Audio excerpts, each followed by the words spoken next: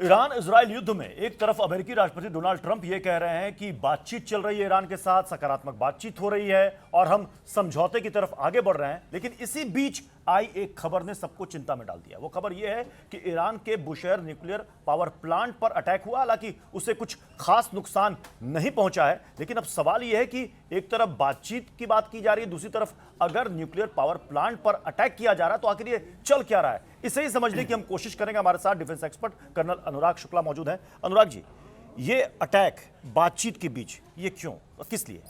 यही बात समझना है, जैसे शुरू में हुआ था, जब पहले भी जब युद्ध शुरू हुआ था उससे पहले भी बातचीत चल रही थी। दो दौर की बात चल रही थी और तीसरा दौर की बात शुरू होने वाली थी, इसके बीच में अटैक किया गया। तो एक तो यहाँ पे बहुत ज़्यादा ट्रस्ट डिफिक्ट है। ट्रस्ट डिफिक्ट मतलब कोई किसी पे विश्वास करके राजी नहीं है, खासकर अमेरिका के ऊपर। अमेरिका जैसा देश जो बोलता है करता कुछ है, ये पूरे 28 दिन के अंदर और उसके पीछे भी नजर आया है। अगर हम बुशर की बात करें तो इससे पहले उन्होंने, ये दूसरा अटैक है इसके ऊपर, और इससे पहले इन्होंने अटैक किया था डायमोना में। तो डेफिनेटली टिक फॉर टैक चल रहा है। अगर आप अटैक करेंगे तो इसका अटैक उधर से भी आएगा और अब कंपल्शन हो जाता है। इस पावर प्लांट को कोई नुकसान नहीं पहुंचा है, लेकिन अगर नुकसान होता तो कितना ये खतरनाक हो सकता है? देखिए, सिविल ग्रेड, ये सिविल न्यूक्लियर पावर प्लांट था। तो सिविल ग्रेड में क्या करते हैं कि यूरेनियम की जो कंसंट्रेशन होती है 3 से 5% होती है। यूरेनियम 235 फिशर मटेरियल होता है, उसके ऊपर न्यूट्रॉन छोड़ा जाता है, उससे रेडिएशन निकलती है और उसके बहुत ज़्यादा हीट निकलती है, जिससे कि बिजली बनती है। तो इसमें रेडिएशंस कम निकलेंगी बिकॉज इसका फिसाइल मटेरियल जो बहुत कम कंसंट्रेशन में यूज़ किया जाता है। लेकिन अगर ये लीक कर जाती हैं तो इसमें से 4 तरह की रेज निकलती है, जैसे alpha rays, gamma rays, beta rays और एक और रेज। तो क्या ये पूरे फारस की खाड़ी को प्रभावित कर सकता है रेडिएशन? तो इनकी रेंज भी बहुत ज़्यादा होती है और दूसरी बात ये बहुत ज़्यादा लंबे समय तक चलते हैं। अगर ये सही मात्रा में निकले तो ये तकरीबन 30 साल तक अफेक्ट कर सकते हैं, जैसे कि आपका हिरोशिमा और नागासाकी में देखा 30 साल तक इफेक्ट करते हैं। और अगर शॉर्ट टर्म में देखा जाए तो 30। तो मिडिल ईस्ट की जितने भी कंट्रीज हैं जो कि डिसैलिनेशन के जरिए वो पानी पीते हैं, पानी को शुद्ध करके पीते हैं, तो फिर उनके लिए तो बड़ा पानी का संकट खड़ा हो जाएगा अगर ऐसा हुआ तो। बिल्कुल सही कह रहे हैं आप। अगर ऐसा हुआ तो ना केवल पानी बट उनकी पूरी सॉइल खराब हो जाएगी, उनकी पूरी हवा खराब हो जाएगी, क्योंकि रेडिएशन काफ़ी ज़्यादा अगले 30 सालों तक, अगले 30 साल तो नहीं कहेंगे, लेकिन कम से कम 7 साल की मैं गारंटी लेता हूं कि 7 साल तक बिल्कुल खराब रहेगी उनकी एयर पूरी, क्योंकि ये रेडिएशन जल्दी से जाती है। तो ये तो एक तरीके से सीधे सीधे अमेरिका का, डोनाल्ड ट्रंप का डबल गेम है। ये हमें खुद समझना चाहिए कि जब एक तरफ आप बातें कर रहे हैं और दूसरी तरफ आप अटैक कर रहे हैं, और कोई नॉर्मल जगह ना कह रहे हैं कि 5 दिन तक हम अटैक नहीं करेंगे, लेकिन इसी 5 दिन के भीतर अटैक हुआ है। यस, तो या तो ये इसका ये तरीका देखा जाना चाहिए कि ये डाइवर्सिटी टैक्टिक्स है, हम बातों की तरफ इशारा करेंगे और अटैक करेंगे आपके ऊपर। और अगर यही तरह रहा तो आने वाले निकट भविष्य में तो कम से कम मैं नहीं देखता कि कोई युद्ध रुकने की तैयारी है। अब आप देखिए, ये जो न्यूक्लियर पावर प्लांट है, इसे रूस के साथ मिलकर के ईरान संचालित करता है। वहां पर जितने भी टेक्नीशियंस हैं या इंजीनियर्स हैं वो रूस के हैं, और रूस ने इस हमले को काफी गंभीरता से लिया है और उसने साफ साफ कहा है अमेरिका से कि इसके परिणाम बहुत ही भयावह हो सकते हैं। क्या हो सकता है इसके बाद, कैसे रिटेलिएट कर सकता है ईरान?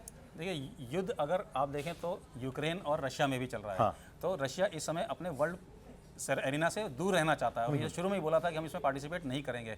लेकिन अगर इस तरह की डेवलपमेंट होती है जिसके अंदर की कुछ संसाधन जो हैं कि रशिया के हैं बनाए हुए हैं और रशिया उस पर क्लेम करता है कि हमारी है, उसके ऊपर अगर वेस्टर्न पावर अटैक करेंगे तो धीरे धीरे कहीं ऐसा ना हो जाए कि रशिया को इस युद्ध में आने में मजबूर होना पड़े। Possibilities are there. तो ये क्या डिमोना पर अटैक हो सकता है ईरान की तरफ से, क्योंकि रिटेलिएट तो वो करेगा? अभी तक का जो देखा गया है पिछले 26 डेज के अंदर, तो यस, ईरान के ऊपर जिस तरह से अटैक होता है उसी तरह से उसको रिटेलिएट करता है। तो मुझे ऐसा उम्मीद है कि डेफिनेटली वो इसका रिटेलिएट करेंगे और बिल्कुल डिमोना पे ही मारेंगे, ऐसा मेरा मानना है। डोनाल्ड ट्रंप तो एक वक्त ये कह रहे थे 48 घंटे का अल्टीमेटम देकर के कि इसके बाद हम आपके सबसे बड़े पावर प्लांट को हिट करेंगे। तभी इस तरह के कयास लग रहे थे कि उनके टारगेट पर पहला कौन सा प्लांट हो सकता है। अब ये देखिए 5 दिन, ये समय गुजरा भी नहीं, 48 घंटे की मियाद भले खत्म हो गई है, लेकिन इसी 5 घंटे के भीतर, और ये स्ट्रैटेजिक पॉइंट से ये बहुत ही अहम है। ये बुशहर न्यूक्लियर पावर प्लांट इनका एकमात्र है जहां लगभग 1100 मेगावाट की बिजली यहां पर पैदा होती है, लाखों घर ईरान के इससे रोशन होते हैं।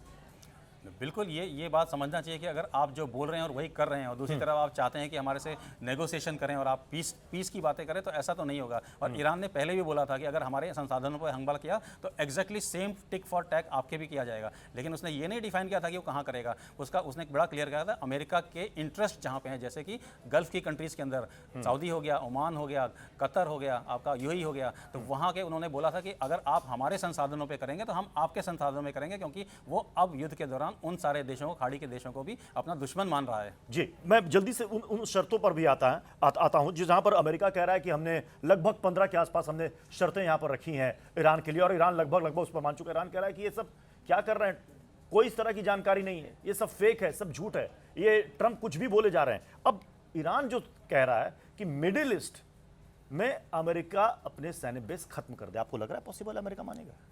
देखिए ये तो भविष्य की बात है, लेकिन अगर आज की स्टेटस देखें, आज की स्टेटस तो लगभग अमेरिका के सारे बेसिस जो हैं वो खाली कर दिए गए हैं। वहाँ से उनकी जनता, उनके सोल्जर्स हट चुके हैं और काफ़ी ज़्यादा उन्होंने नुकसान भी झेला, उनके इक्विपमेंट्स भी गारे टूटे हैं। तो अगर आज की सिचुएशन देखें तो ईरान जो कह रहा है वो लगभग ऑलरेडी अचीव कर चुका है। इसके बाद वो उसको रीइंफोर्स करते हैं कि नहीं करते, जब युद्ध खत्म हो जाएगा वो वापस आएंगे कि नहीं आएंगे, ये बहुत ज़्यादा इस बात पर डिपेंड करता है कि जो होस्ट देश हैं उनकी नीति क्या होगी भविष्य में। क्योंकि ईरान ने इस बार डायरेक्टली होस्ट नेशन को अटैक किया है कि आपकी गलती है कि आपने अमेरिकन बेस अपने देश में क्यों बनने दिए।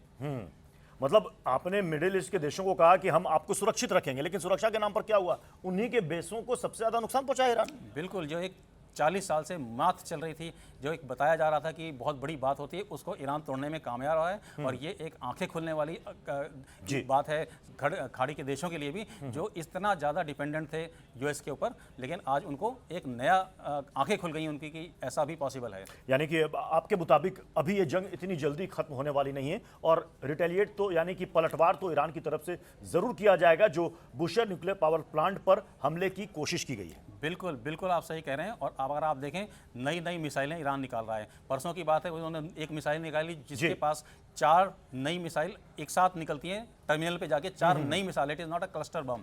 तो डेफिनेटली उनके पास बहुत सारा ऐसा अर्सनल पड़ा है जो अभी वर्ल्ड के सामने आया नहीं है। और वो जब कहते हैं कि हम 6 महीने तक लड़ाई लड़ने में कामयाब रहेंगे, हम सक्षम हैं पूरी तरह, तो श्योरली उनकी बात को सीरियस लेना चाहिए। चलिए, बहुत बहुत शुक्रिया कर्नल अनुराग शुक्ला हमारे साथ जुड़ने के लिए और इतने सरल भाषा में दर्शकों तक इस विश्लेषण को पहुंचाने के लिए।